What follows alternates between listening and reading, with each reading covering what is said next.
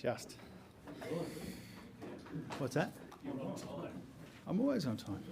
Well, this is how it starts.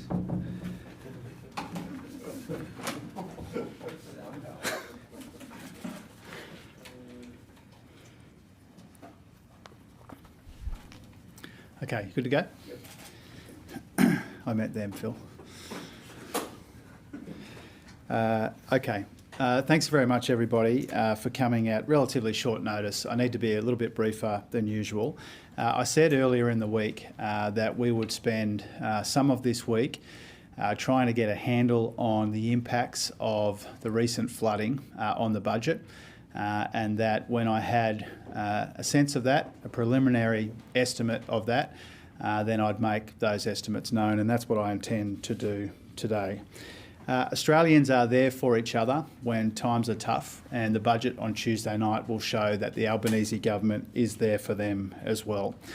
We are most focused on the human costs of these natural disasters, but it will have implications for the cost of living, for the economy, and for the budget as well.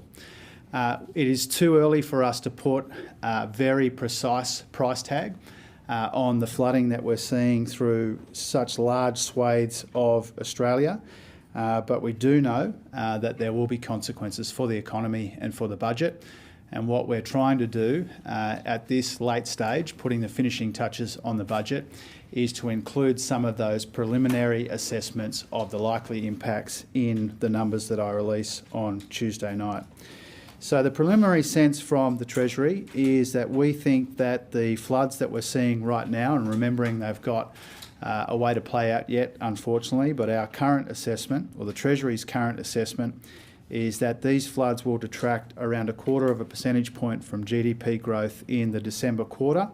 That will be recovered, in their estimation, in the subsequent 2 quarters after that. It will add, in their estimation, 0.1% percentage points to inflation in the December quarter 2022 and again in the March quarter 2023.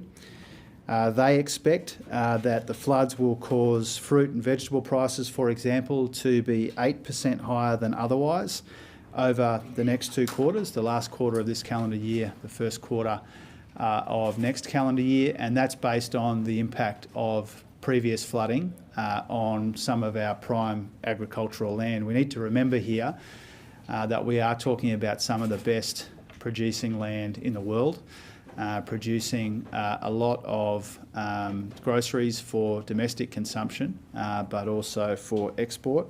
And so what's happening here to these areas is particularly cruel, I think, given how close many of these farms were to producing what was expected to be a bumper crop. I also wanted to advise you that I've put $3 billion in the contingency reserve for additional Commonwealth spending for disaster response, remembering that already about $1.5 billion or almost $1.5 billion has been spent on payments to those who were impacted by previous floods and disasters. The additional money in the contingency reserve will go towards government payments and other kinds of support. We don't know yet whether that $3 billion will be sufficient, but we consider it prudent, responsible, to put some of that money into the contingency reserve on the expectation that the government bill for what we're seeing in these flood-affected communities will be substantial. As I said, this is just an initial estimate. The costs could be even more significant.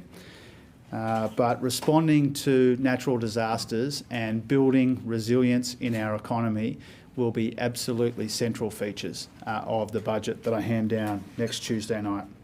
We'll put a premium on what's right and what's responsible, and we certainly won't be turning our back on Australians doing it tough in flood-affected communities. I'll take a handful of questions and then I've got to get going. Ron. Treasurer, in light of this, does this change your thinking about cost of living support in the budget in terms of the ability to put a bit into the contingency reserve that might help people? You're talking about an 8% increase in vegetable prices. You're talking about a time when fuel prices are coming right back up again. Is this altering your thinking in that sense? Well, the primary focus when it comes to cash payments will be Australians in the flood-affected communities themselves. My colleague Murray Watt, who's doing a characteristically terrific job in making sure that we get that money flowing as soon as possible. That's our first priority. There will be broader cost of living relief in the budget as well, but we need to be very, very careful that any cost of living relief that we provide in the budget doesn't push up inflation or further when Australians are already under the pump. I've tried to explain over the course of the last few weeks the difficult balancing act of trying to ensure that we provide that cost of living relief in responsible ways that has an economic dividend and isn't counterproductive when it comes to the considerations of the Independent Reserve Bank. That remains our approach to providing that cost of living relief. It will be there in the budget, but it will be responsible, and all of our efforts are responding to what is the primary influence on the budget, which is high and rising inflation. Reece, then Poppy, then Shane. Treasurer, the 0.1% increase to inflation predicted over the December and March quarters as a result of the floods, what does that do for the overall inflation peak of 7.75%? Can we expect that to be higher now? Will it hit 8%? Well, one of the things that you need to remember when it comes to that inflation peak, and I hope to say more about that in the course of the next day or two, is that there are swings and roundabouts in the inflation number. The big ongoing contributor to inflation, increasingly, will be the impact of these natural disasters and the impact of higher electricity prices. But in the broader sense, what we're seeing in the economy when it comes to inflation is that some things are coming off quicker than what was anticipated earlier in the year, and petrol is one of those. So swings and roundabouts in the inflation figure, and these natural disasters will have a big impact on inflation, but that needs to be balanced out and netted out against some of the other pressures, including petrol, which has come off a bit faster than what was anticipated when we last forecast the inflation number in the middle of the year. Poppy. Sure. So on the refunding, as part of the funding, how much has the government clawed back from the controversial Great Barrier Reef Foundation? I will make all of those numbers clear in the budget on Tuesday night, and my colleague Tanya Plibersek as well. But we're very proud of the investments that we're making in the Great Barrier Reef.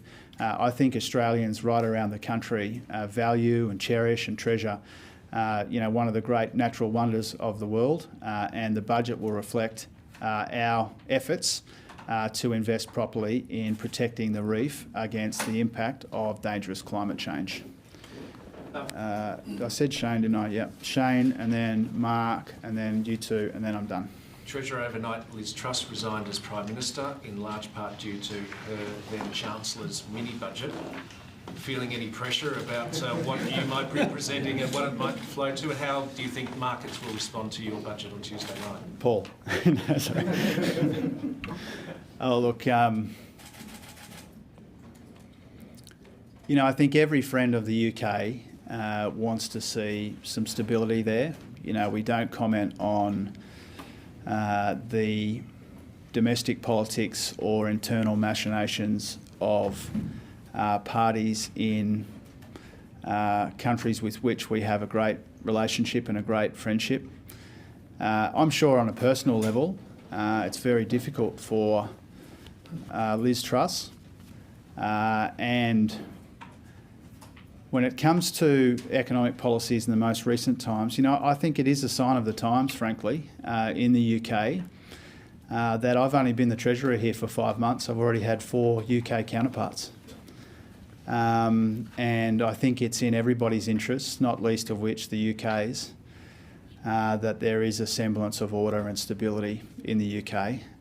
And when it comes to economic policy, one of the big lessons, I think, from the UK, again being careful about the domestic policies and politics of another country, but the markets have punished the kind of jerky movements in economic policy. One of the reasons why what's happening in the UK is relevant to us is because in uncertain times in the global economy, there's a premium on what's solid and sensible and suited to the times. And I don't think it's any secret that when you get your monetary policy and your fiscal policy so substantially out of whack that the market judges you for it. And that's not to be critical of them. I think that's an objective assessment of what's happened there.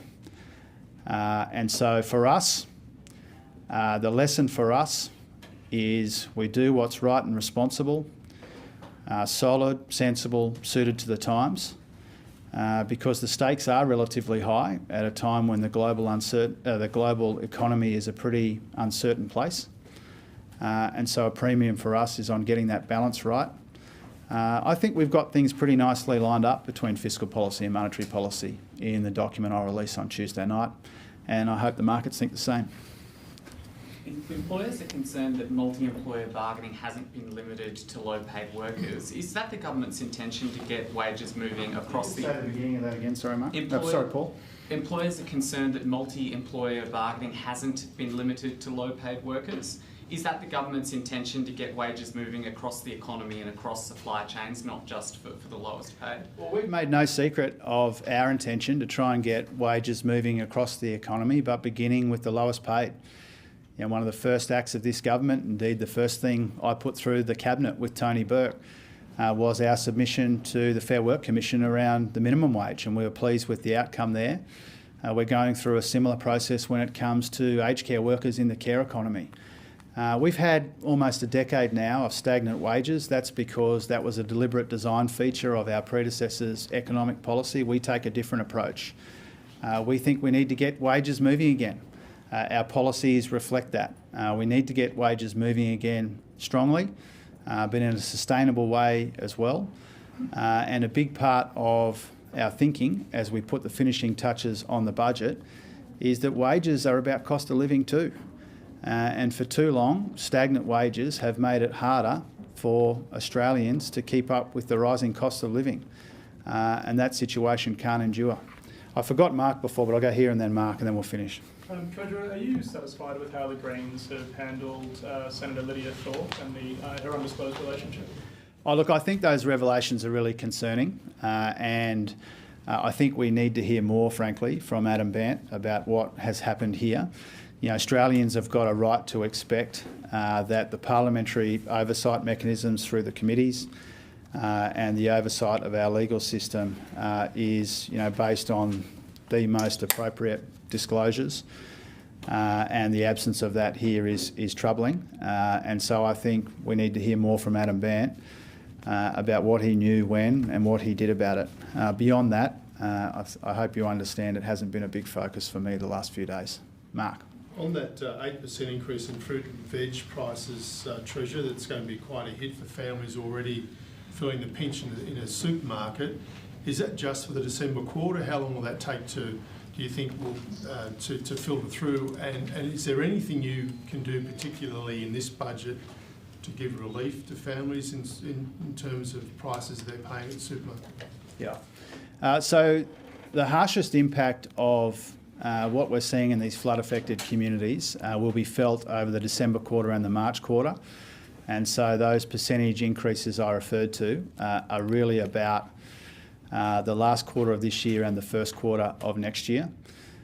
We know that these natural disasters have come at the worst possible time for farmers and for Australians who are already under the pump. The budget will provide responsible cost of living relief in childcare, in medicines, in the cost of education, paid parental leave, and in other ways. We've done that carefully timed, carefully targeted. We've done it in a responsible way. The primary influence on this budget is the inflation challenge and what it means for the cost of living.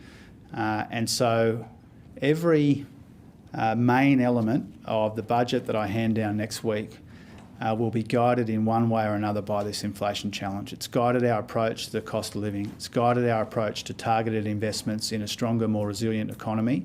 And it's guided our approach to the savings made necessary in the budget. You know, the budget has got $1 trillion in debt and deficits as far as the eye can see. We've got a temporary and very, very welcome improvement in tax revenues in the near term as a consequences of relatively strong commodity prices. That improvement does not make up for the big structural persistent pressures on the budget in areas like the interest bill on the $1 trillion of debt we inherited, the NDIS and some of the other big areas of Commonwealth government spending. When you've got all this uncertainty around the world, the best response is a responsible budget at home, and that's what people can expect to see on Tuesday night. Thanks very much. Mr. Treasurer.